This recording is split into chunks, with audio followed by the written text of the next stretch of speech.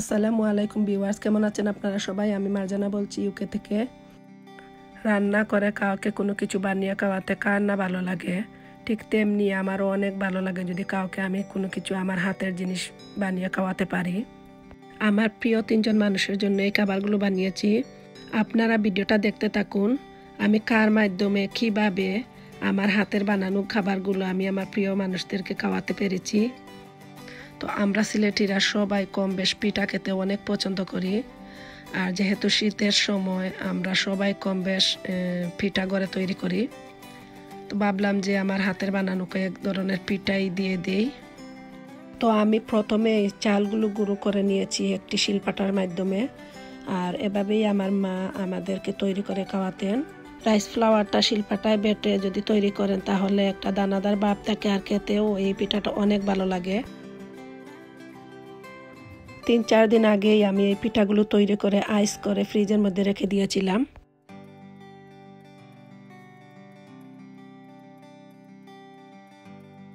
এখানে যে চই পিঠাগুলো দেখতে পাচ্ছেন এগুলাও আমি শিলপাটায় চালটা বেটে তারপর পিঠাগুলো তৈরি করে আইসের মধ্যে রেখে দিয়েছিলাম।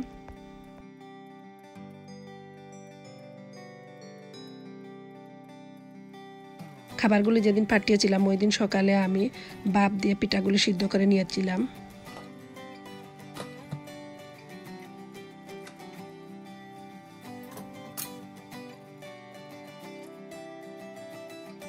সিদ্ধ করা পিঠাগুলো যখন ঠান্ডা হয়ে গিয়েছিল তখন আমি সবগুলা পিঠা বক্সের মধ্যে ঢুকিয়ে নিচ্ছি।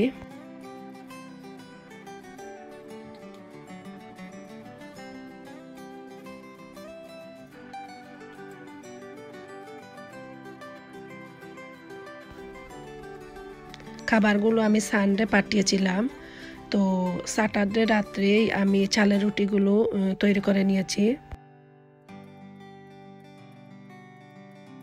চালের রুটিটা বানানোর সময় আপনারা ডোটা ভালো করে মতে নেবেন, তাহলে রুটির সাইডটাও ফেটে যাবে না, আর রুটিটাও তৈরি করার পর অনেক সফট থাকবে।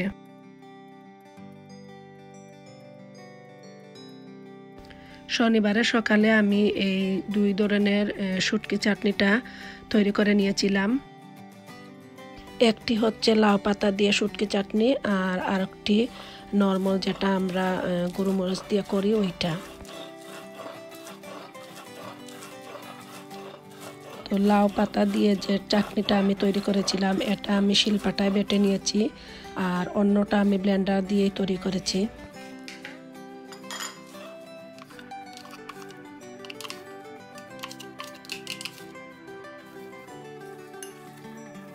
আমি ছোট ছোট কন্টেইনারের মধ্যে চাটনিগুলো নিয়ে ফ্রিজের মধ্যে রেখে দিয়েছিলাম।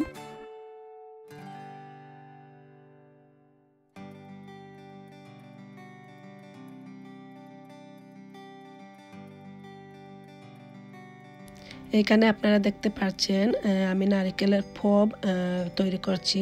তো এইগুলো আমি 3-4 দিন আগে তৈরি করে তারপর ফ্রিজের আইসের মধ্যে রেখে দিয়েছিলাম, আর রবিবার সকালে আমি এগুলো বের করে তেলের মধ্যে ফ্রাই করে ঠান্ডা করে তারপর বক্সের মধ্যে ঢুকিয়ে রেখে দিয়েছিলাম।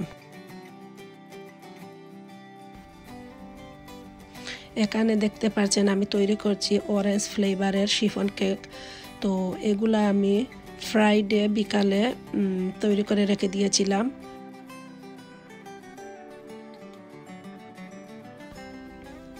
বড়ই আচারটা আমরা কম বেশ সবাই পছন্দ করি, তাই ভাবলাম যে একটু বড়ই আচার দিয়ে দেই, কিন্তু আমার বড়ই আচারটা শেষ হয়ে গিয়েছিল।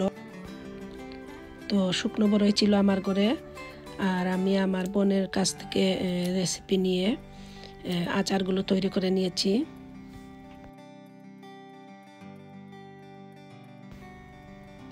এখানে আমি গুড়ের হান্দেশ তৈরি করে নিচ্ছি।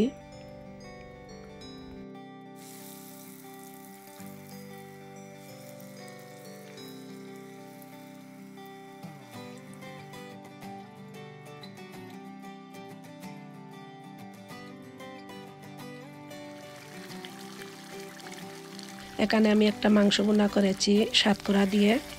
আমরা সিলেটিরা চালের রুটি দিয়ে মাংস ভুনা খেতে অনেক পছন্দ করি, তাই আমি একটু মাংস ভুনাও করে দিয়েছিলাম চালের রুটির সাথে।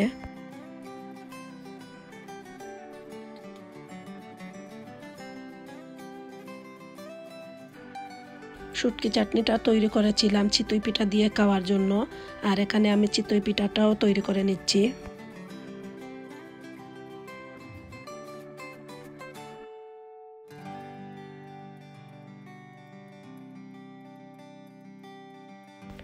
এই বক্সের মধ্যে আমি শুটকি চাটনি, চিতই পিঠা আর চালের রুটিটা একসাথে দিয়ে দিয়েছিলাম। এই বার্মিজ আচারটা খেতে সবাই পছন্দ করে, তাই কয়েকটি বার্মিজ আচারও দিয়ে দিয়েছিলাম সাথে। তো আমি এখানে 3টি ছোট্ট ছোট্ট গিফট অনলাইন থেকে অর্ডার করে এনেছি। আসলে কাউকে গিফট দেওয়ার সময় কি দেব চিন্তা করেই পাই না, কেননা সবার ঘরেই সব কিছু আছে। তো আমার হাজব্যান্ড ওই গিফটগুলা র্যাপিং করে দিয়েছেন, আর যে খাবারগুলো নেব যে বক্সগুলো ওইগুলোও ফিক্স করে দিয়েছেন। এখন আমি সবগুলো খাবার 3টি বক্সের মধ্যে ভরে নিচ্ছি, আর পিছন থেকে আমার হাজব্যান্ড আমাকে হেল্প করছেন। বলতে বলতে তো এখনো বলাই হয়নি আমি কাদেরকে এই খাবারগুলো দিচ্ছি। আর এখানে আমি 3টি বক্স রেডি করে নিচ্ছি।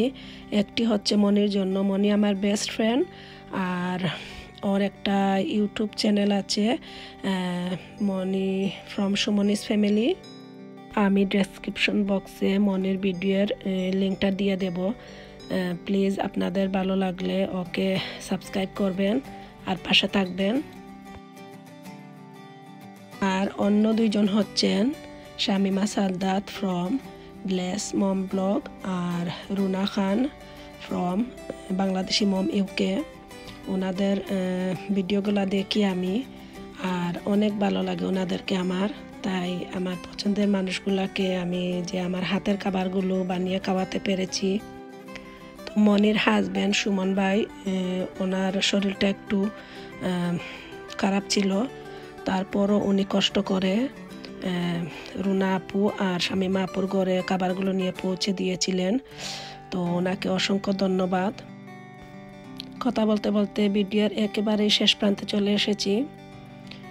তো আপনারা সবাই ভালো থাকবেন, আর আমার কথায় যদি কোনো ভুল ত্রুটি হয় ক্ষমা সুন্দর দৃষ্টিতে দেখবেন। আল্লাহ হাফিজ।